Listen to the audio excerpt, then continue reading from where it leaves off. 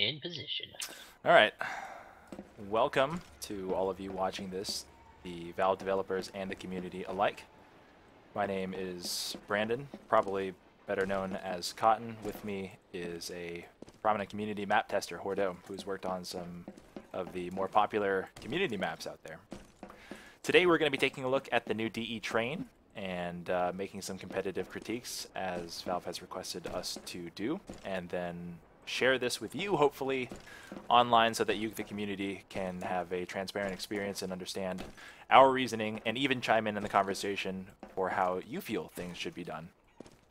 Let's take a look at the strategic overview of DE Train. Then we'll give you an agenda for what it is that we're going to do. Actually, let's do that in reverse. I'll give you an agenda for what we're going to do, and then we'll take a look at the strategic overview of the map. Then go into the tactical dissection about what we need to change to bring this up to competitive speed in the shortest amount of time possible. So the agenda. First, strategy. Second, we'll be talking about implementation and major themes. Third is going to be tactical changes, small minor map fixes, and fourth will be a wrap-up where we all high-five and hopefully are happy with where we've ended. Strategically, Valve has reached out to us with the theme in mind that this map should be played faster, be more engaging for users, and probably be competitively viable in such a way that it means diversification of gameplay mechanics, diversification of gameplay styles, and generally greater depth of gameplay overall. For us, we look at train strategically. What does this look like as a map, and what is its personality? Well, traditionally, train for us has been a map that has been punishing and has been a map of sudden explosive conflicts or one-on-one pick battles. That is its highlight, its bread and butter, and for its Counter-Strike soul, we feel that it shouldn't deviate terribly much from what it was originally, though it should have some tools that allow new players, new styles, and generally this new game to show off its highlights, let's say. To that end, one of the first tactical changes that we're going to be making to this map, actually not the first one, probably the first 4 or 5 tactical changes that we make to this map will be the most critical, we feel, to changing the overall pace of the map and making it play better, give the terrorist a sense of achievement, and add overall competitive viability to this. I think it's worth noting that before we get into that implementation, we talk about what that achievement notion feels like. One of the hallmarks of DE Train, and has been since 1.6 and even in Source and Global Offensive, is that despite the level of difficulty for entering into a bomb site for a terrorist, one of the most rewarding situations in all of DE Train is breaking through the first entry point and feeling a sense of accomplishment such that you are now enabled and probably feel like you have a chance to engage enemies and walk away successfully or victoriously out of a round. As it stands now, the new iteration of DE Train takes away that power scaling feel, even if it's a placebo effect, by placing players in awkward open space or in narrow corridor passageways where the feeling of achievement for all players is greatly diminished, and it feels very onerous as a terrorist to even begin traversing this terrain. Mostly what we're saying is a very flowery way of just depicting that this isn't fun anymore. Train at one point was fun, and it lost a little bit of that personality. So now let's get into the tactics of this. What can we change to make this gameplay diverse, competitive, and probably give us the best chance of accelerating the gameplay in the way that Valve likes to see it? Well, the first one we want to talk about is the counter pick from this location right here down at Ivy. You see the counter terrorist standing down there. Given a particular spawn, which the pro players will no doubt memorize at some point, a counter terrorist will always be the terrorist spawn to this location, having this one-on-one pick battle go his way, with the exception of user error and a miss. In a way that can diversify this, we've identified one particular simple solution that can be implemented very, very easily, thanks to these chickens here. If we raise the overall roof height of this pick doorway to about the height of the chickens, and take these framing cardboard or maybe plywood boards and replace them with a pallet such that a terrorist can jump up on it. Now you can change your firing platform from a crouch battle, a standing battle, to an elevated slide out pick. much in the way that you used to be able to pick fence. Note that our first change is very simple, and that will be thematically true for the rest of this video. We want all the changes to be simple so that implementation for Valve is very quick and probably conducive to start all the starting seasons for competitive play in the next coming couple of weeks. Our second change, and probably the most dramatic of all our changes, is down here on this wall. This is previously the T connector from the older versions of Train, now shut off and represented by a garage door. We move to open up a suboptimal path, probably through a slow-moving garage door or a squeaky door or something that is not necessarily the quickest path, maybe entered from this location that my player model is running toward right now, or even down here. By doing this, we allow players to exit through this doorway and tuck into this location. Riflers or shotgunners will now be able to engage in meaningful combat here without necessarily having the economic crutch of leaning on an opper to assist you from this location. There's still the danger of a enemy player playing above you. There's still the danger of an enemy player being faster than you on the corner here, and of course peeking out just a little bit too far and being punished from a player. But this enables a secondary, probably powerful gameplay style that allows for even support players to flourish should they want to choose to play this location. The reason why we want this to be suboptimal is because we understand that the pick dynamics from this are a important component of Valve's design on this map, but we feel that the extra lane will add some gameplay dynamics not yet realized. Now this next suggestion allows this suboptimal path player, this rifler, and the entry fragger to have a real role, because entering from this location and turning left to face the long-range player is something that they could do, but it isn't necessarily a role that is any less redundant than the player who is playing here, and redundancy is what we want to avoid.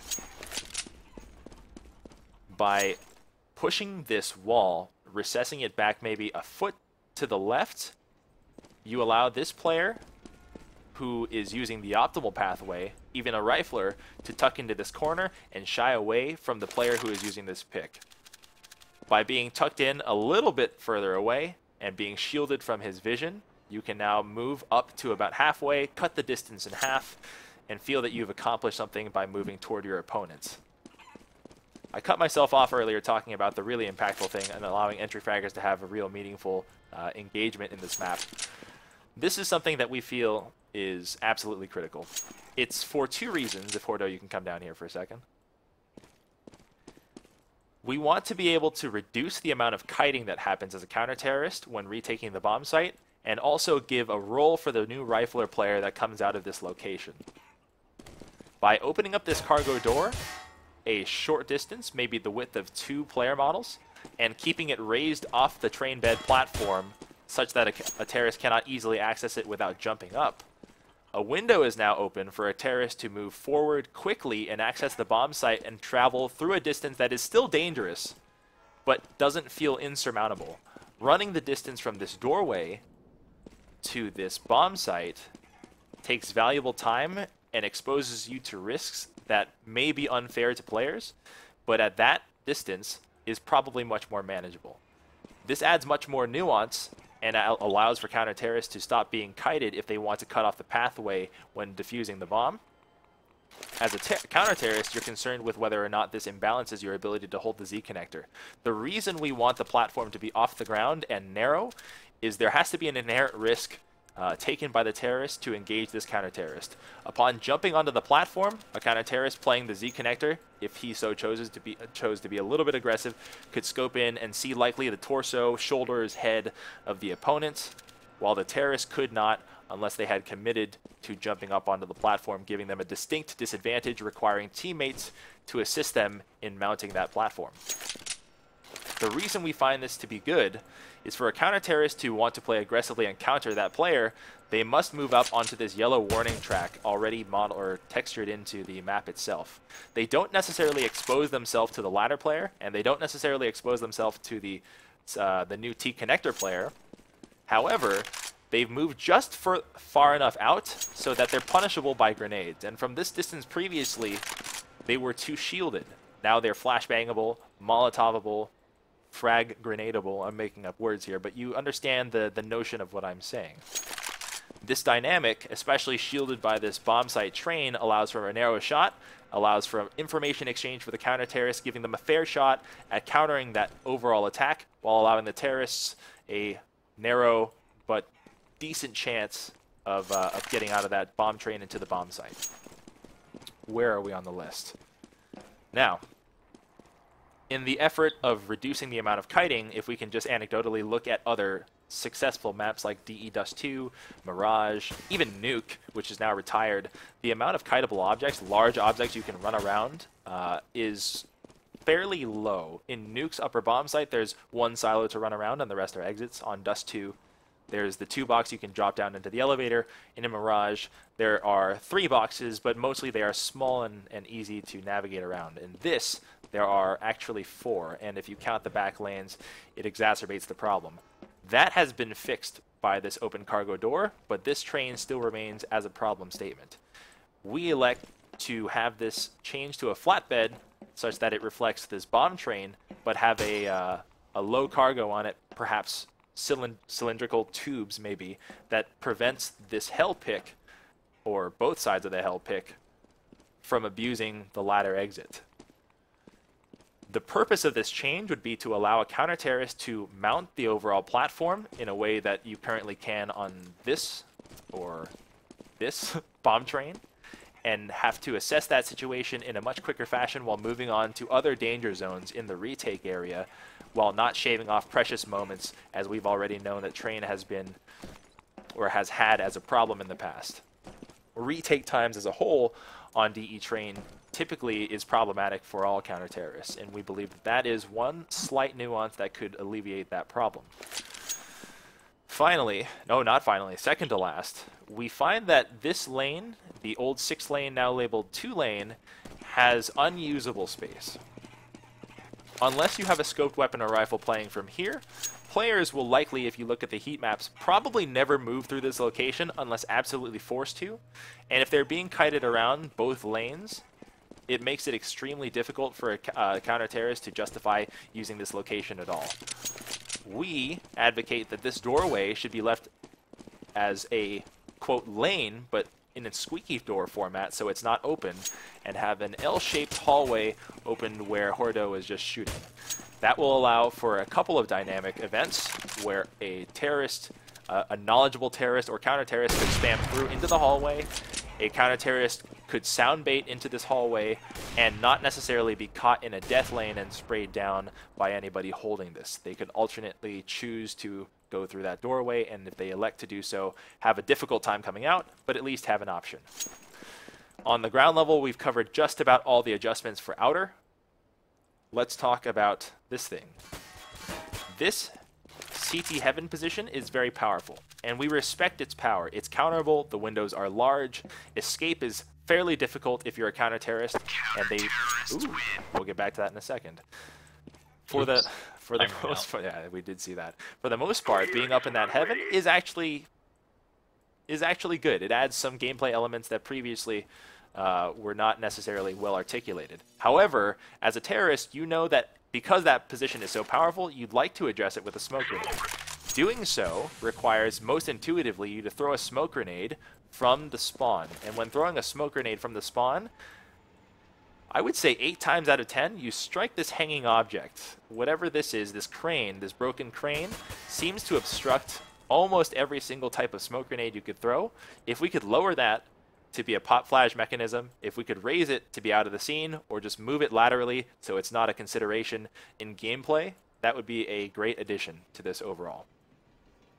And finally, because we keep forgetting this, it's so important, one of the aggressive plays you could make as a counter-terrorist in the past has now been removed with the removal of the bomb train.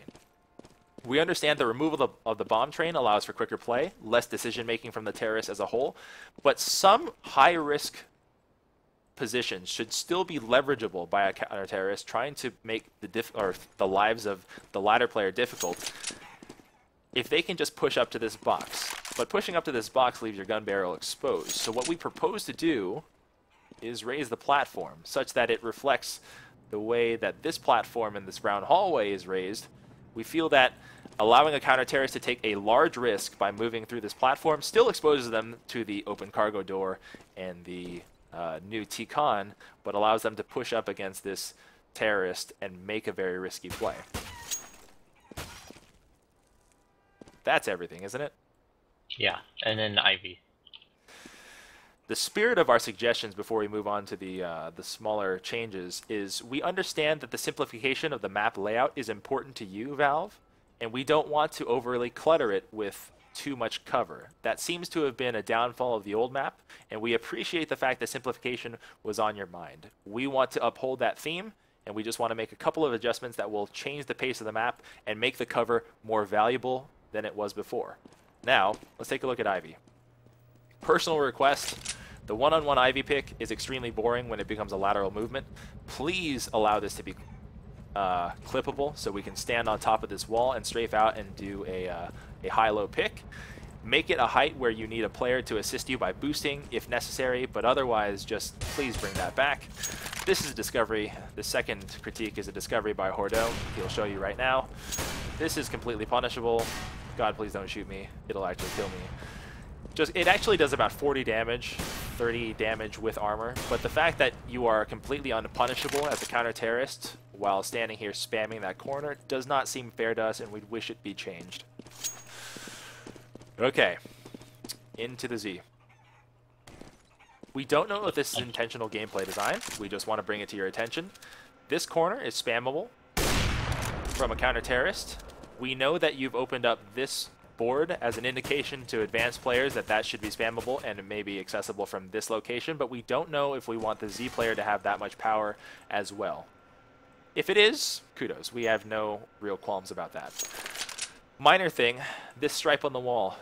It outlines your head as you fight against a player coming up out of the upper connector, as Hordeau will stand over there. This fight right here trivializes that player's aim. All he has to do is aim at the stripe, and he'll eventually find a headshot. Of course, you can mount this right here, and it changes your elevation, but just a small critique.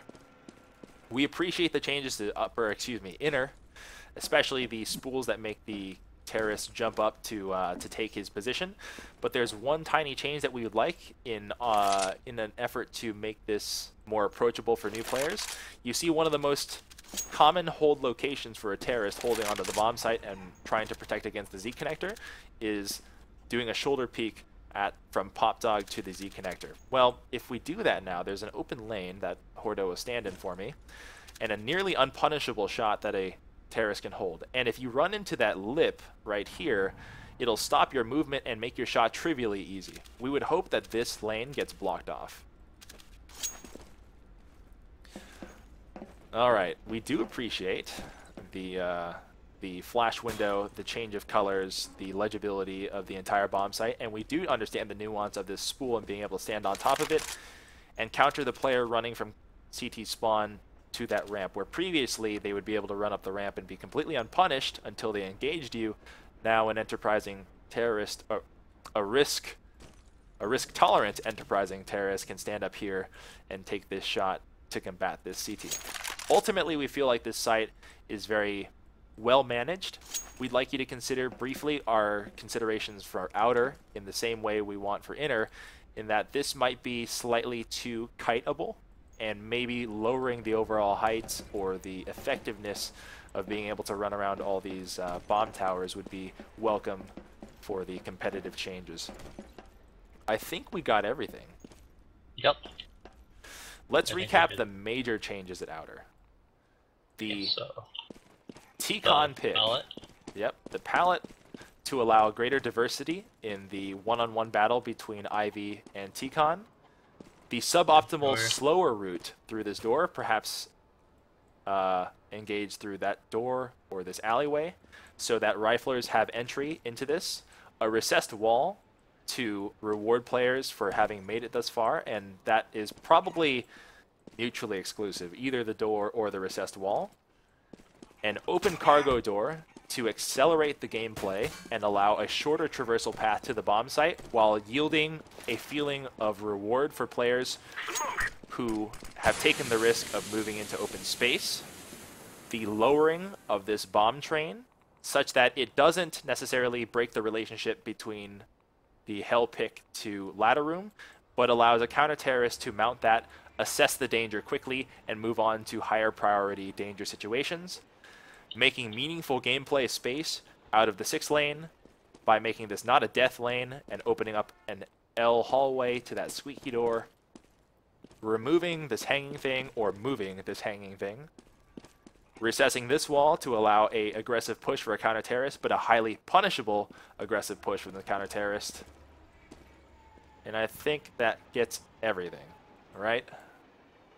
Yeah, for A. Those are the big strategic buckets. Now a couple of small changes, opening up this roof perhaps for flashing abilities or making more windows, fixing a couple of models that suggest that alternate pathways are available. This to me as a new player looks like a very accessible pathway. Likewise in B, the pathways underneath here look like I should be checking are highly distracting. But these are mostly minor changes. I think for the most part we've made changes that are not drastically different than the vision of the new train and would be acceptable to the Valve development team. We hope that if you are in the community and you're watching this, this illuminates our thought process and honors the need for ultimate change for the map design of DE Train. We would appreciate your guys' feedback and hope that this is ready, or these changes can be ready for competitive play for the next season. Did I miss anything? Nope. All right. Thank you all for watching. We will be posting this on the subreddit per Valve's instructions. We'll see you after the feedback, I suppose. Thanks.